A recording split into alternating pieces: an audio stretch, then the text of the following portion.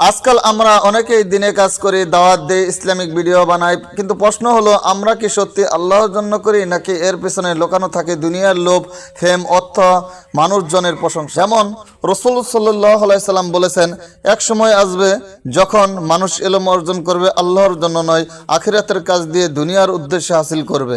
তাদের পোশাক হবে ছাগলের চামড়ার মতো, অথচ অন্তর হবে নেকটে বাঘের মতো।